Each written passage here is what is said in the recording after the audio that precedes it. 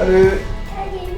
Armel, Myriam, Annick, Dominique, Laetitia. Alors, nous sommes là pour vous parler de l'exil. Notre vision de l'exil, comment nous vivons cet exil. D'accord. Alors, je laisse la parole à Annick. Parle-nous de l'exil, Annick. Qu'est-ce que tu en dis?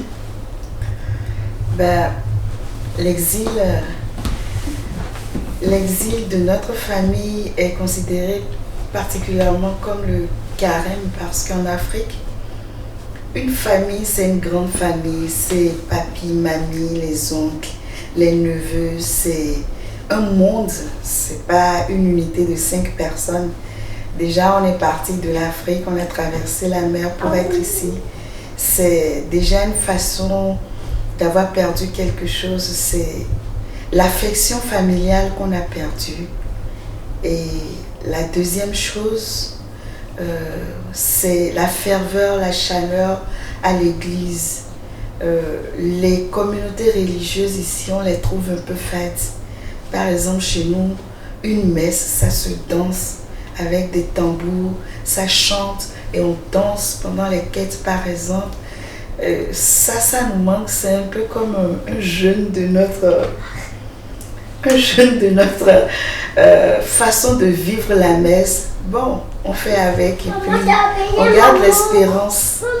On garde l'espérance qu'un jour, les migrants vont changer la façon de dire la messe à Québec afin d'attirer plus de monde parce que la messe, c'est tout ce que le chrétien peut avoir.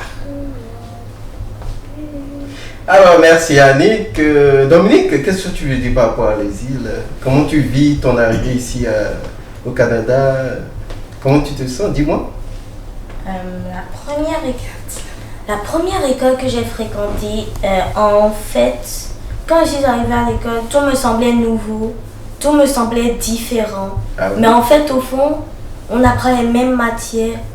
Peut-être que je ne suis pas avec mes professeurs d'Afrique, mais je trouve que ils sont tous très gentils et ils m'accueillent très bien. Okay. Mais quelles sont les difficultés que tu rencontres réellement?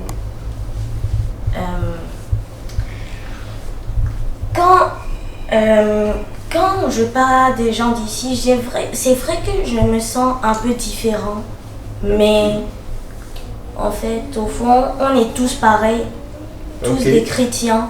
Bien dit, good. Tous aimés de Dieu. Good, bravo Dominique, tu as bien dit, bravo. Alors, Laetitia, parle-nous de comment toi tu vis ta présence ici, comment tu t'en sors, parle-nous un peu de tout ça. Bon, c'est vrai que l'adaptation c'est différent, mais on a connu des températures beaucoup plus chaudes que ça. L'hiver, honnêtement, c'est pas notre tasse de thé. Honnêtement, c'est pas notre tasse de thé. Faut avoir l'adaptation vestimentaire et tout comme ça. Et aussi, comme Dominique l'a dit, on apprend les mêmes matières, mais pas de la même façon. On a l'impression que l'éducation au Canada, c'est vraiment pas la même chose, même si c'est les mêmes matières. On apprend plus vite, un peu plus poussé. En Afrique, et contrairement ici, on prend notre temps, on essaie d'expliquer aux enfants. Et on voit encore une très grande différence au niveau du langage. Ah bon, le langage? On te comprend bien quand tu parles alors? Pas dans ce sens-là. Du langage pour nous. Nous, quand on parle, ils comprennent, ils trouvent qu'on parle bien. Mais quand eux, ils essayent de nous expliquer quelque chose, on a de la difficulté à comme imaginer ou comprendre clairement. Par exemple, des citations qu'ils voudraient dire, ou on ne comprend pas vraiment le contexte. Il y avait une période d'adaptation pour comprendre tout ça. Alors voilà donc un peu notre réalité depuis notre arrivée ici, et puis je dirais c'est vrai, c'est autant de facteurs qui impactent sur notre quotidien. Avec la grâce de Dieu, nous essayons de faire au mieux et de nous en sortir et de nous adapter à la réalité. Mais j'ai une question. Oui? Non. On a tous expliqué comment nous vivons l'exil, mais toi Tu étais juste le commentateur. Merci. En fait, oui. Ce que vous vivez, c'est ça que je vis également. Vos réalités, je les partage. Et c'est pourquoi je préfère m'atteler à ce que vous allez me dire en vous parlant de l'exil. Voyez-vous? Vous avez compris? Moi, par exemple, pour mieux m'adapter, pour mieux rentrer dans le système, pour mieux comprendre le système, j'ai dû intégrer le système. Ce qui a fait par exemple que tout un suis à la paroisse, je suis au niveau des réunions, je suis maguillé. Tout ceci m'a permis de mieux m'intégrer, de comprendre le système. Et puis derrière, si moi je comprends bien, c'est que vous comprenez, on partage ça à la maison. Voilà. Je voudrais penser à toutes les personnes qui partagent au quotidien des difficultés, une sorte de manque.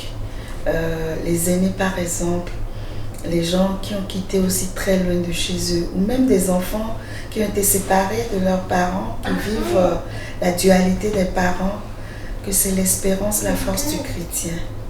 L'espérance en Christ. Saint Paul nous dit persévérer et que quelqu'un quelque part aussi vit la même chose que vous. Pensez à cette personne, unissons-nous dans la foi et persévérons dans l'espérance. Oui, effectivement, après cet exil, ce qui donne le punch à des personnes comme nous de continuer, c'est l'espérance. L'espérance et l'espérance, la foi qui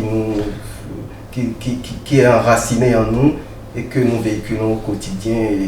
Et cette foi nous donne l'espérance de lendemain meilleur. Et c'est cette foi que nous cultivons au jour le jour. Alors merci beaucoup de nous avoir suivis.